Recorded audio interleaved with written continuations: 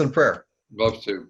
Yeah, Father, this is an amazing season of your kingdom that we're witnessing and privileged to live in. And as the world goes into deeper, dark places of hate and violence and racial bigotry, Lord, we believe that your kingdom is the hope of the world. And especially when people in your kingdom come together and build friendship. Thank you for Gary's word last month about the oasis of friendship in Kansas City. Thank you for Steve and Patty and Lord, how they're walking this out with one hope in Eugene. Lord, thank you for William here checking on from Woodburn, Oregon. And Lord, would you open the ears of our hearts today to hear just this unique calling and the unique message you've given to our brother Sam, and bringing people of faith together with people of goodwill. And Lord, would you give him fresh joy in sharing and a fresh anointing? So we just commit this gathering with amazing technology to you, and speak to us and stir our hearts afresh for the honor of your Son. Amen. Amen. Welcome, everyone. I'm George Ordway. I'll be facilitating this call. It's been a wonderful journey. The last 3 months, we've had 3 topics. The first one has been, I gotta look at my notes here for a second. I lost it. What is the gospel movement? Describing that. And that's not an easy thing to describe because it involves a lot of parts and pieces and cities. The second part, last time we focused on prayer summits, the emphasis of prayer. We got to hear from Gary and the Kansas City prayer experience. Wonderful time also with the buses the time before that. This time we're going to focus on what's a community task force and how to catalyze a task force. Just a little bit about City Advance. Our vision is to see a vibrant, Christ-centered, cross-sector collaboration in every city. We believe the body of Christ needs to engage in the conversation of community, set tables, and allow the leadership within those tables to bring vision and to implement strategies inside cities. One of the uniquenesses we're going to do is we're going to shift gears a bit. We talk a lot about prayer being an essential foundation, and it is. There's nothing that unites people more than prayer. I'm sure you had some fantastic National Day of Prayer experiences yesterday. I love the emphasis of love one another. When you take that spiritual breakthrough experience and you move it into practical change, it has to have some functions to it. It has to have a on-the-ground traction. And that's what we're going to really be in more today, is to talk about how to bring many different voices in a community together in a task force format. So Sam will be featured in that. We're glad to have you here. Sam, why don't you take us into it? And I know you've got a pretty good agenda here on what a task force is. Explain that to us, some illustrations.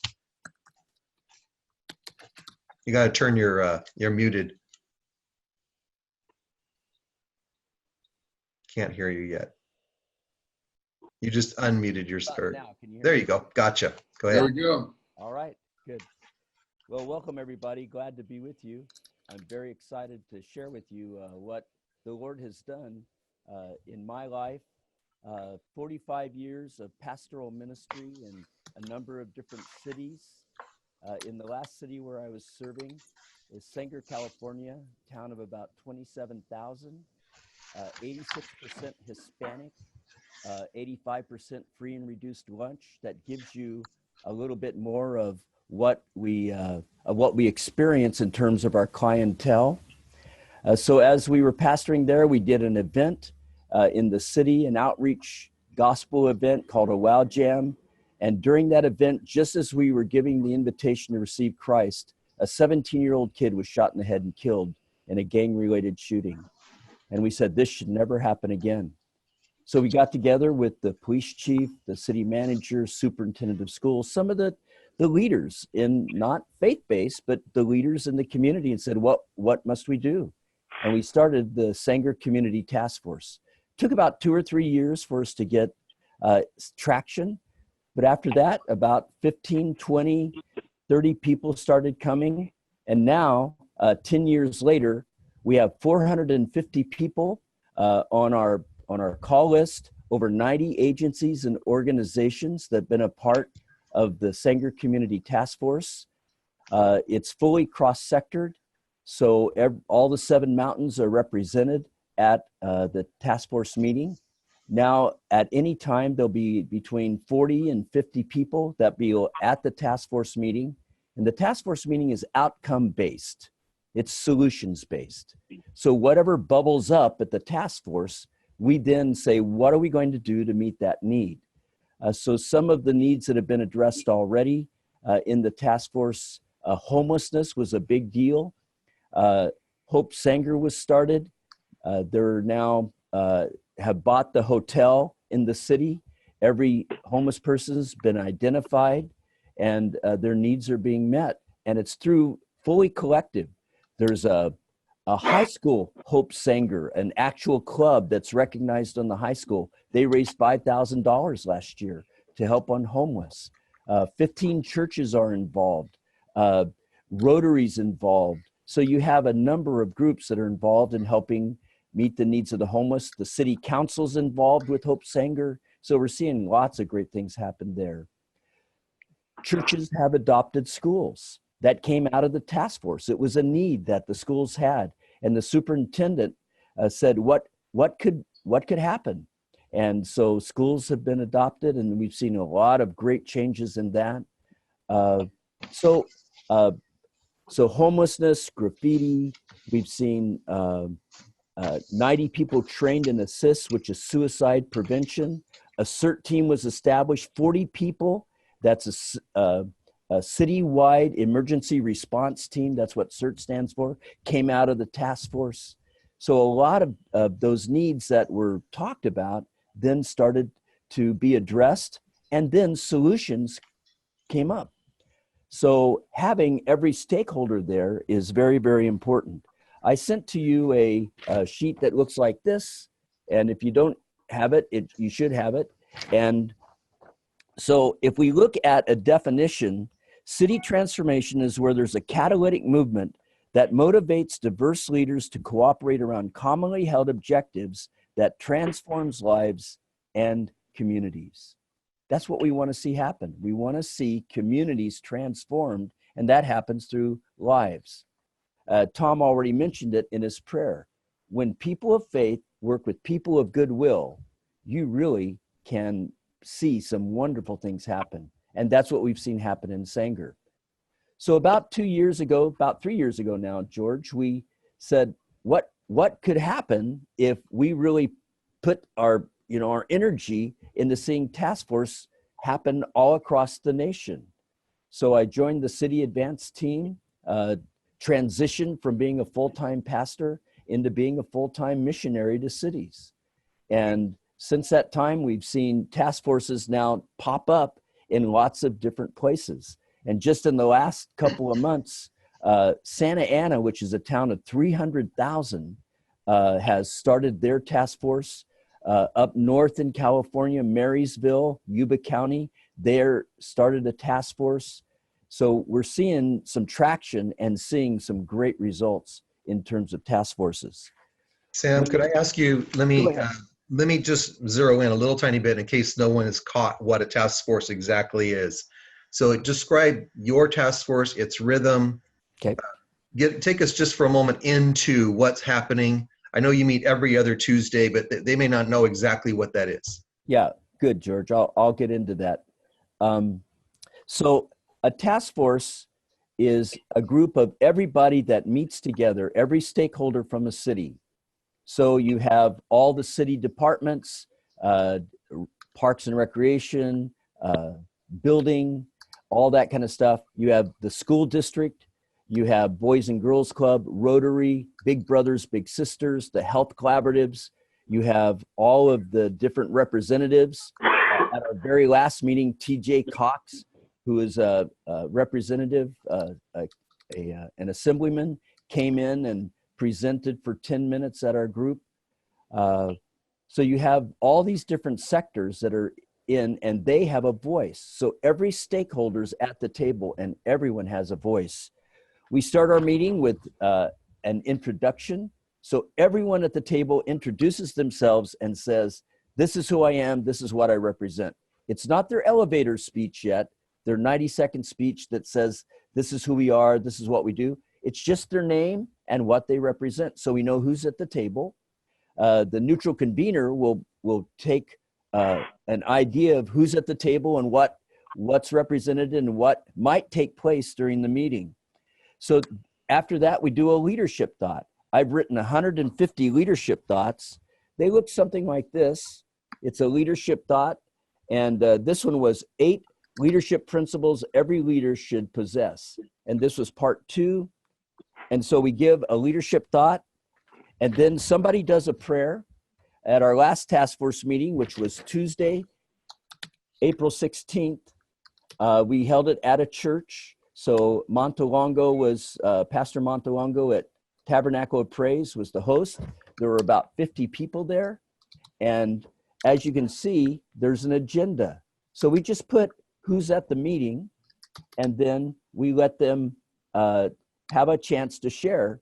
And this order changes every time. So one person doesn't go first and then one person doesn't go last. We change it every time so everybody gets a chance to share. So as people are sharing, what we say is leave your agenda at the door and bring your resources. It's amazing what can be done when nobody cares who gets the credit. And we try to build a culture of honor in our task force where we really become friends. We're on a first name basis. And that's what really makes the difference. People have earned the right to be heard. They know that they're going to be heard. And if they have a need, they can come and present it at the task force. And somebody there is going to be able to meet that need. And we see that happen every time. And so when something bubbles up, we're able to see that need being met. It's very exciting. There's clapping and laughter.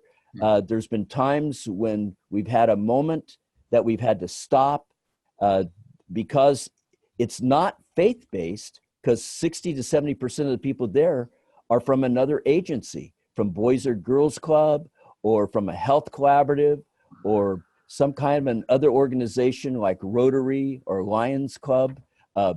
Walmart sends a representative. Initiative Food sends a representative. So we have businesses that are there, and all the agencies, county agencies, send a person. So, but sometimes when something comes up, we will stop the meeting and we'll pray. We'll pray for a person. And even the ones that are against that in our group, as it's been developed in such a way to where they accept it. And I even had one non-Christian person say, can we pray for this? I mean, he was obviously non-Christian, but he saw the power in prayer, and having people together like that just makes a big difference.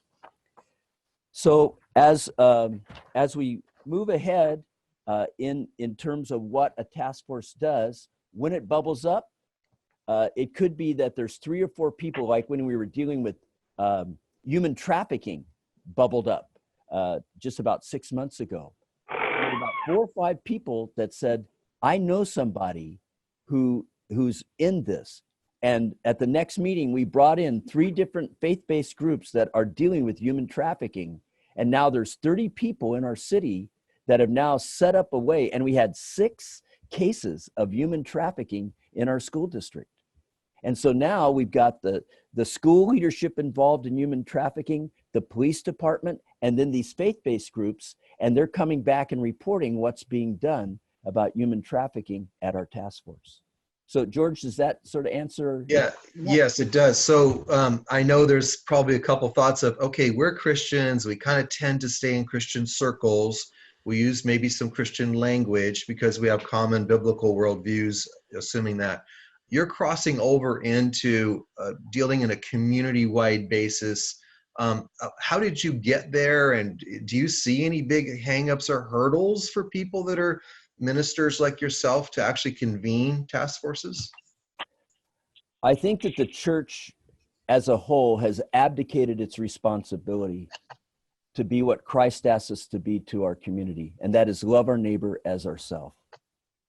And I think that as a church, we need to be leading from the front and not the back. So as the faith-based community says, we are going to engage in our community, and we're going to do it in a respectful way. I think when any person sort of sees that I'm just trying to get another notch in my Bible, I think that that's a deal breaker. I tell many of these folks many times, I love you, I care for you, and whether you become a Christian or not isn't the basis of our relationship. I want you to know Christ, but that's not what I'm about here. I'm building relationship with you. And so over the years, what we've seen happen is I'll get the 2:00 phone call in the morning from the city manager who just lost his mother and didn't know what to do. But because I had relationship with him, he called me and he knows that I love him and I'm not pushing anything down his throat. I think it's much better, instead of giving the answer, to beg the question. Why is Jesus so real? How does he work in your life? And I think more things are caught than taught. If you live out your life as Christ wants you to, it's powerful. I was talking to a guy yesterday at a track meet, and he's a real strong believer, and he's trying to get his head around a task force. He says, "You mean you're not there to share Christ with them?" "Well, yes, I am." "But I mean, you're not sharing Christ with them?" I said, "Yes, I am." "But you don't tell them about how to receive Jesus." I said, "No, that's not the purpose. The purpose is to truly live your life out as a believer and let that happen. And as you build relationships, that's the way it's going to work." And we've seen it so many times happen where a person, because you've developed that relationship, you are now living out the life of Christ before them. Otherwise, you wouldn't have those relationships. I met with a whole group of pastors in a city close by, and there were two pastors that raised their hands. They said, "I could never be a part of anything like that because they don't let me share my faith." I said, "Well, let me ask you a question. Who are you sharing your faith with? If you don't, if that seat is empty, you have no relationship and you're not sharing with anybody. But when there's somebody in that seat and you're now making relationships and you're loving them, now you're truly sharing your faith." George? A couple things. It's an interesting rhythm that happened in Sanger. A catalytic crisis happened. Yes. And it caused people to move out of their individual silos, or individual spheres of influence. It pushed them toward each other. And in that case, a neutral convener, and we're going to talk about that specifically in a minute, a convener had to come to the surface. And Sam was asked to do that. I find that we're good at building individual relationships with people. What we may not be as good with is watching them converge into a larger setting. So the neutral convener role, and let me get a little personal. What's in it for them? I mean, there's got to be a motivator that's asking them to come together too, right? Because, what's in it for them? So what's the neutral convener role? Is it a unique person? Is it a skill set? Can it be taught? And then what's in it for the people around the table? Yeah. The neutral convener is actually the special sauce of the task force. It's someone who's been called out by the community to be there and to lead the group, to facilitate. It's a person who's already earned the right to be heard. They already have that influence in the community. It's somebody who is respected, who already has relationships with a number of people. So for me, 30% of my job as a pastor was community. So I was already the chairman of the board for the Chamber of Commerce. I was the chaplain for the police department. I usually serve as the MC for the large events like National Night Out and those kinds of things. Tomorrow I'm the MC at the big women's club event. And so people already knew me. They knew my face. They knew who I was. And an amount of respect and credibility had already been given. So to move into the neutral convener role was just a natural process for me. The neutral convener, I believe that there's that person of peace in every community. The scripture talks about that man or woman of peace, and they are the natural neutral convener in a community. And every community has one. They just need to be sought out, and then they need to be taught, because there are skills to neutral convening. When you have that many people in a room, it could get hijacked in a heartbeat. And that's happened, where a person has come in and they have their own agenda and they want to use this group for their own means. And I've had to take them aside, eyeball to eyeball, and say, no, that's not how this works. We're not going to do it this way. As the meeting is going on, you listen with your eyes, you look around, you see what's happening, you see who's engaged and not engaged. You see that person that's really struggling. And then, of course, you always have a kairos moment. A kairos moment is when something was said or something was done that's not going to take over the meeting, but you don't want to miss it. And so you have to be aware of those things so that you can move on to, is this something that we really need to pay attention to? And it's the neutral convener that allows that to happen. George? What's in it for the people? I've been to, so Sam's context is every other Tuesday for 9 years, 50 to 60 people have gotten together. 9 years, every other Tuesday. So that's out a little extraordinary. Sam, what do you think it's in for the people? Why are they coming? What are they getting out of this? Okay, the task force, we actually, when we first started, thought it should be a 501c3. But then we realized we got we did everything except we said this would kill us. So we meet at a different place every time we meet. So we'll meet at the briefing room in the police department or the city council, or we'll meet at the school district boardroom. We'll meet at the community center. A group will host a meeting. It starts at 8:30 in the morning. They'll bring some nummy crunchers, something good to eat. And there's almost now kind of a competition on who's going to have the best stuff to have. There's this one church that serves a full breakfast, and everybody wants to meet at Calvary Fellowship because, I mean, these guys, they do it. So once we're there, the only way they know where we're meeting next is an email sent out. And so 450 emails are sent out on a Friday and then the Monday before the meeting, because we meet the first and third Tuesday of every month. And what's in it for them? So the person who is the head of the LEAP program, the after school program, and they have, I don't know, probably 1,500 to 2,000 kids involved in the after school program. And the head of the Girl Scouts, a gal named Kathy Ferguson, who's head of all Girl Scouts here in our valley. They were both at the meeting, and Kathy said, I've got this 8-week leadership program for Girl Scouts, and we don't have any place to have it. The LEAP program guy said, hey, I think we can do this. Are you ready? Over 600 girls have gone through the Girl Scout leadership program because that connection was made. That happens almost every time we meet. Somebody has a need. Somebody is there that can meet that need, and people keep coming back because that happens. So that's what's in it for them. Not only that, but the first name basis, the relationships that are built. Really the exciting thing about a task force is the task force meeting can be pretty exciting, but it's what happens after the task force. That's where the real gem is, because now they've met somebody that they didn't even know existed. Sometimes in communities, you have duplication of services. So you've got, 6 people that have a food pantry, but the other people don't know that they have it. So now when they say, you got a food pantry, you got it, wow, let's get together. So that's the kind of stuff that happens at a task force.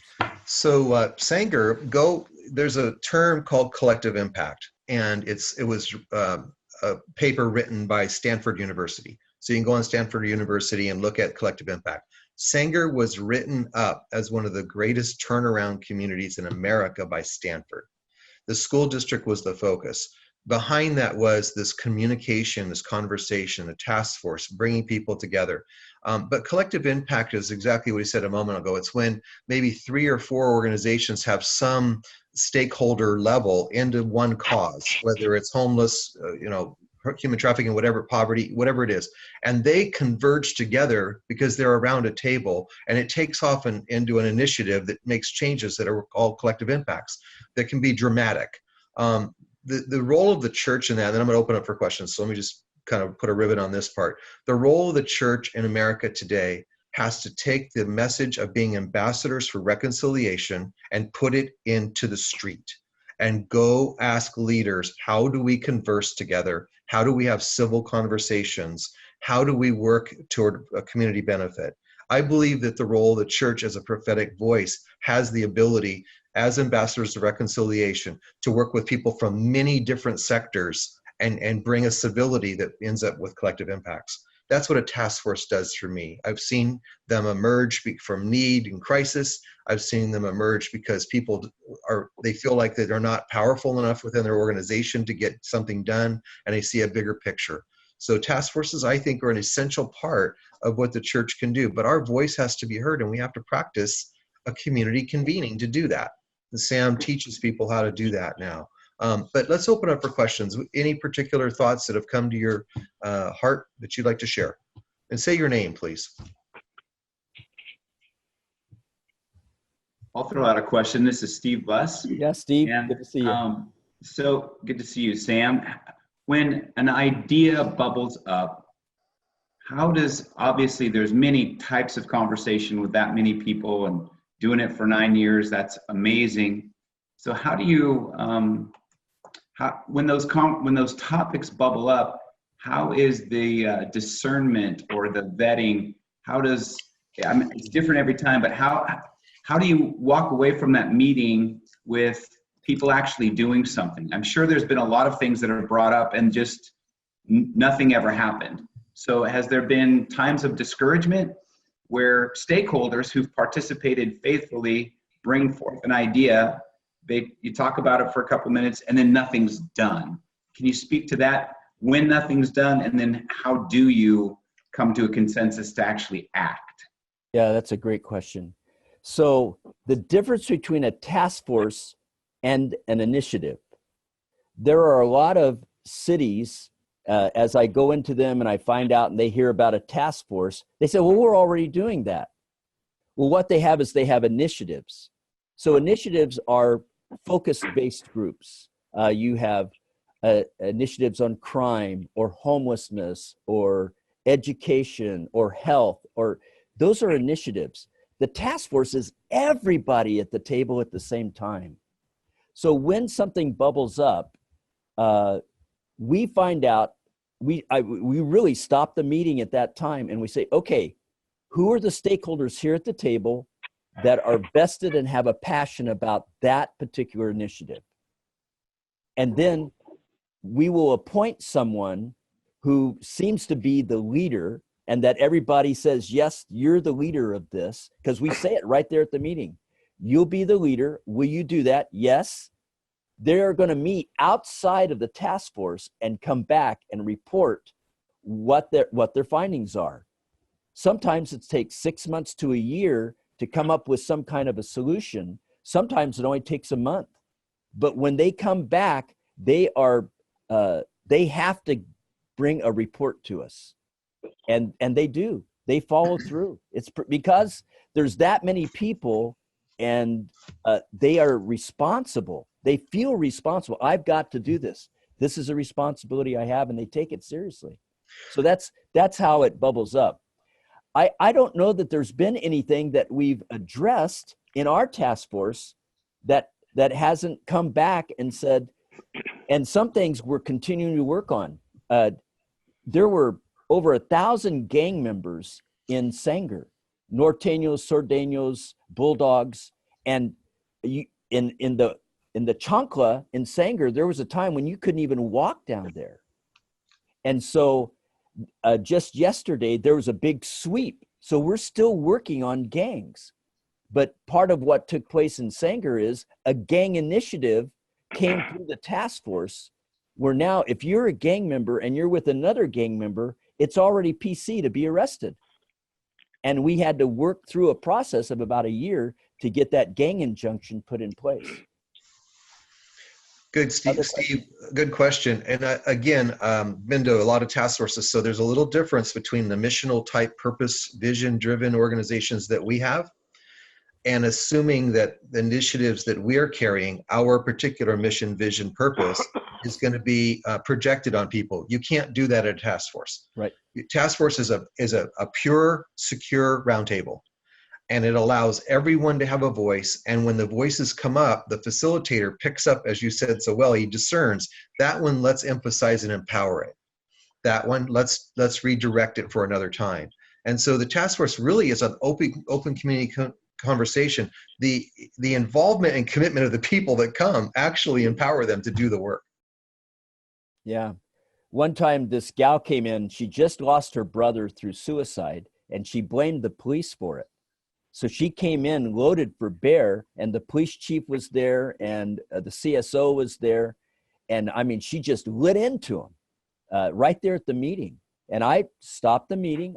I actually got up, walked around to her and called her by name. And I said, you know, we're really sorry for your loss. And we really do want to help you. And we're going to set up a meeting between you and the police department to be able to dialogue about this. That was a Tuesday. On that Thursday, she came into my office and she received the Lord. She actually prayed the prayer. She came back and apologized to the task force for what she did. And then she got involved in it, not my church, in another church that fit her need better.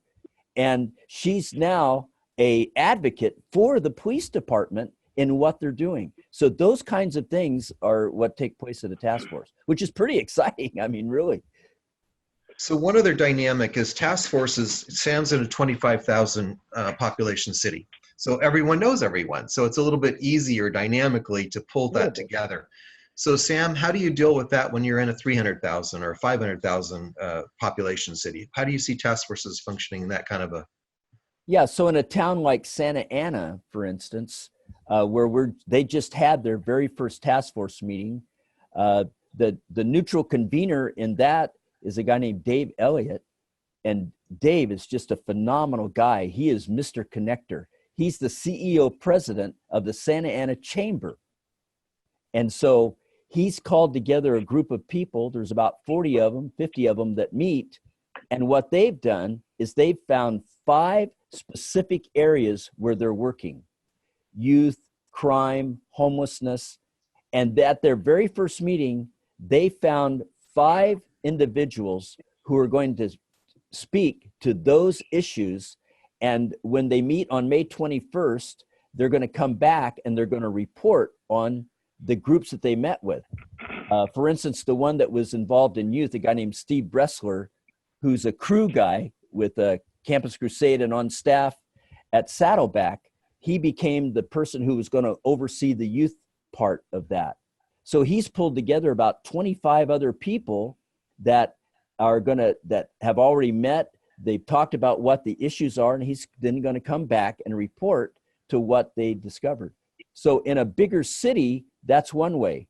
Another way is that you break the city down into high schools or communities, maybe even voting districts, and they create their own task force within that, and they have their own task force meeting, and once or twice or 3 or 4 times a year, they meet together in one large task force with all the neutral conveners there. And so that's another way that's been going about having a task force. Good. Other questions? Yeah, Sam, this is Alan Doswald. Hey, Alan. And hi, we're just in the same city. We should talk more often. This is very interesting. I'm thinking about Fresno. Our metro area is about 600,000. And you and I have talked about this before, how we could do this in a big city. And we have chronic problems that for over a decade, we have had one seminar conference after another dealing with homelessness, and it's worse than ever. Yeah. And have you seen, Sam, task forces like it would be like a homeless task force, but it's an ongoing, not a side task force, but an ongoing task force in the city till the problem's solved, but including all the players that have the ability to help solve it. Have you ever seen that? Yeah, that's what we did in Sanger. That's specifically what we did in Sanger. We have the mayor that's on that homeless initiative, along with faith-based, along with the school district. There's 121 homeless kids in our school district that have been identified. And so when we identified them, we're working with the care team, which is a set of psychologists that are part of the school district, about what are we doing to address that. And we've actually found Section 8 housing for some of those families. So did you do this as a subset of your citywide task force, or did you split off another task force to focus on just homelessness? No, it came out of the task force, and then this became a subset. Okay. And then they come back and report to the task force what's being done.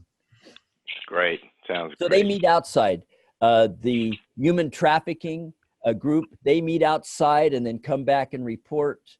Some of the businesses with Chamber of Commerce, in terms of economic development, they meet outside of the task force and come back. The mayor is usually there and shares what's going on in the city. Usually a representative like Patterson's office or Vidac's office, they're there at our meeting, and they always give a report on what's happening statewide and some nationwide. So those people are there and they share what's happening also. That's great. We'll talk, Sam. I'll give you a call. Good. There is another example, Alan, in one of Marysville, Yuba City, two communities right next to each other came together. They have a homeless consortium. It's been meeting for a little while, and it's about 70 leaders that are focused specifically on that subject. And so, yes, those can be initiative-driven type task forces, and you know that because you've started some of those. But other questions? Great. Anybody else?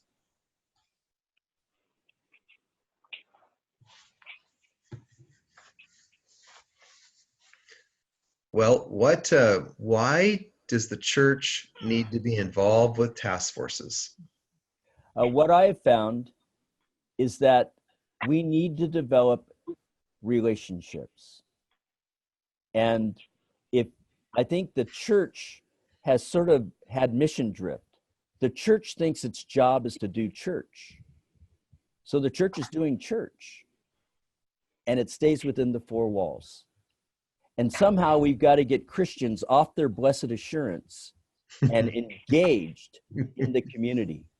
And what happens in a task force is now you are rubbing shoulders with leaders and people that are in the community who aren't faith-based. They're not involved in church.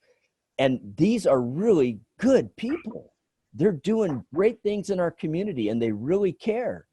And when we get to come alongside and we rub shoulders with them and love them and earn the right to be heard, powerful things happen. And we really get to share our faith in exciting ways. And so to me, that's one of the reasons why faith-based really ought to be involved in a task force. And I also believe that it should be led by faith-based. I think the church really should be leading from the front and not the back. And so I really try to find someone who is in faith-based to be the person of peace, to be the neutral convener, because then you really do have direction and it will be led in that particular way. Good. Another question, and I have an illustration if someone doesn't have a question. So there's a pastor named Richard Walker who's in a community named Chowchilla who happens to sit on the city council of that community. And Sam has worked with the city manager in another city, and he moves to this city. And so he calls up and says, you guys have to have a task force here in Chowchilla. And so we meet with Richard and Brian, and the next thing we know, the second meeting, we're in front of the city council at Chowchilla, making a proposal to have them fund a task force. That's been about 2 years now. And so one of the city council members became the neutral convener. Sam trained him. They started off down the road of let's making it kind of government looking. Sam quickly diversed it again, made it. And so that's one way a task force started, through a city council funding it. Another way that it started through Pat Coyle, a pastor of nearly 20 years in Shafter, California, who one day woke up, and we think this is what's happening, and that's why task forces are on this call. He woke up one day to the community and said, I've been working in this city for 20 years, and I now see the scope of the city in a way I never saw it before. I see my constituency not as people who come to my church, but I see my constituency as an entire city. And his life started to change, and he started looking around, and he found Sam. He's had a relationship with Sam in the past, and Pat Coyle is his name. Pastor Pat says, come to Shafter because something's happened in me and something's happened around me, and I'm not exactly sure what to do with it. So all of a sudden, Sam sat with Pat. A couple meetings later, he said, let's just start a task force.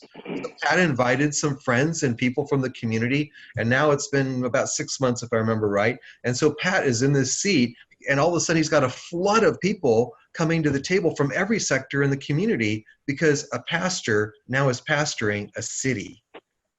So we think that's what's the church. We think that there are pastors who are going to step across and they're going to recognize they're being pulled into or they're being drawn into this role of being able to be pastors in a community. And task forces just give us a table. We can't ask the community to come to a prayer summit and accept the prayer method that we use, but we can go to their language and set a conversation table because that's what they understand. And inevitably, every time I've ever been at one of these, there was some Kairos moments. There was some unique moments from I believe, God moments. Yeah. So whether it comes from a city or it comes from a business guy, I've seen it do that. It comes through a pastor who really gets a wow moment, or it comes through a community leader like us who are mission-driven agencies, Christian agencies. We recognize that if we don't collaborate as agencies, we lose power. We don't have the ability to influence fully. I mean, Matt's here on the call from New Jersey, Star of Hope. It's been about 30 to 40 years. Star of Hope has been an integral part of Paterson, New Jersey. But they have a strength of collaborative effort, and that's happened through building relationships. Why don't we take the Christ reconciliation call and the collaborative skills that we have and take those out into a community setting? That's very good. William, tell us about what's happening in Woodburn. Well, an interesting thing happened on our road. So when you guys had the city advance up in Portland, I sat in Sam's breakout session and talked to them about city advance, about the task force. We planned a launch for September of 2019, which is coming up soon. And then 2 years ago, Salem Health approached us and said, would you apply for a grant to start a city task force? And we said, sure. When would you like to do that? And they said, we'd like to launch in September of 2017. So God apparently had a little different timetable for us because we were going to try and get everything together and align everything. So we started that. Our task force meets once a month. It's primarily based upon getting silos of service that are isolated to come together and work together. We're trying to break out and do some more upstream stuff. We're not gaining a lot of traction with that yet. So we have 68 different agencies that have attended, come to the table. We have anywhere from 25 to 50 people who show up once a month on the, what is it, Kurt, the second Tuesday? And we sit around and discuss things. Most of ours is about sharing resources that are available in the community. So Kurt and I co-convene it. I facilitate it. Love Inc. is the fiscal sponsor. Another one was started in the North Marion School District area. Love Inc., Love in the Name of Christ is the fiscal sponsor for that. Kurt and I are also the co-executive directors for Love Inc. of North Marion County. And so we're with that. We just met this week with Salem and trying to get them to start a task force and to do some stuff, service integration. So we're just kind of in over our heads, not knowing what to do. So Salem Hospital has funded that with about $5,000. They're talking about upping that to 10. Marion Pope Early Learning Hub gave us a 2-year grant of almost $15,000. City of Woodburn came alongside of us and said, we'd like to give you $5,000 to pay city water bills. They had given that to one agency who used $0. The second agency they gave it to used $1,700. We burned through that $5, asked them for another $5. They said yes. They were monitoring our shared spreadsheet. And they said, we'd like to give you an additional final installment of $5,000. So we'll go through about $15,000 this year from the city of Woodburn to help people pay their water bills. They don't want to shut it off. They see that as the next step to homelessness, and they don't want that to occur in their city. Poor image for them is to shut people's water off, ending up with that issue. So we've got a lot of things going on. We're in over our heads. We're thinking about doing a second meeting a month just to deal with upstream issues, homelessness. Woodburn with the Woodburn Company stores is one of the highest human trafficking areas in the nation, certainly on I-5 corridor. Our police chief is all on board with that. Our city mayor was elected and began his term in December. He's meeting with us on a regular basis. City manager invites us in and says, can we develop some meeting places for nonprofit? Those are things that are happening in our community. We're just in over our heads and we need help. So we're planning on getting a hold of you, Sam, and asking for some more consultation. That's exciting. We've come to the end of our call, so I think we might have had a Kairos moment there. Alan has been a part of ESA Love Inc. for 38 years or some 40 years, and Alan, loved to hear what you just said. I just wrote down to get a hold of these guys. We just had a task force moment. Can I interrupt with a quick question? Go ahead, please. Go ahead, Kurt. This is Kurt up in Woodburn with Bill. So Bill's comments just reminded me of a question we've been wrestling with, Sam, that maybe you can help with. So what we found, probably because of our connection with Love Inc. and the needs, our task force kind of spends a lot of time compared to what you're talking about down in the weeds with specific needs for specific people. You know, an agency comes, says, we have a client, we've helped with this, but what they really need is that. What can we do? And it's great networking collaboration. Do you ever have a tendency to pull down in the weeds within a, you know, it's a great thing, but it kind of takes away the larger vision. That No, the task force stays at the 50,000 foot level. We let the people that are a part of the task force, they are boots on the ground. So we let them come back and share what the weeds look like. So your task force has actually taken a different different direction. I'm not saying it's good or bad, but you now are, because you've received money as a task force and those kinds of things, you're now put yourself in the weeds by doing water bills and those kinds of things. So we've seen that as a task force, if you want to stay as a task force where it is all the stakeholders finding out what the needs are, you might want to, for the task force to flow better, you might want to find somebody who's doing that as an initiative and let them handle that. So, you know, I'm going to drop in here. We're all in Oregon. We're all in deep weed up here. Yes, you are. Deep weed. And I'm going to be in deep weeds if I don't move to the airport now. You know, you could go on all day if you like, but this is on my account, and I think if I hit my little button, it's going to cut the meeting. It's going to. We're done. We're scheduled to be done by now. So, but we'll talk, Kurt. We'll talk, William. Kurt. We'll talk. We'll get that going. And if and I'll find you guys. This is Alan from Fresno. Oh, Alan, I know you're always just kind of on the fringes, listening in. You're tracking. Okay, just don't your group, Tom. Don't tell National what we're doing with our Love Inc. Yeah, Alan, you should come up to Woodburn and find out something from some people who don't know what they're doing. Because in the middle of summer in Fresno, I would be glad to come to Oregon. Alan, why don't you pray, Alan, and we'll close this call. Okay, Lord, thank you for the opportunities you give us to be salt and light, to make a difference. Lord, I thank you for George. I thank you for Sam, who's pioneered this. I was out there when that kid was killed, and it woke up that city. And so, Lord, wake us up and help us, Lord, to show your love to people. Help us to do things that are constructive and will help people in the name of Christ in our cities. So guide us, Lord. Help us to know your will and do your will. In Jesus' name, amen. Amen. And if you have any other questions or you need, just contact me. I'd love to help any of you to move on with your task force. Great meeting, folks.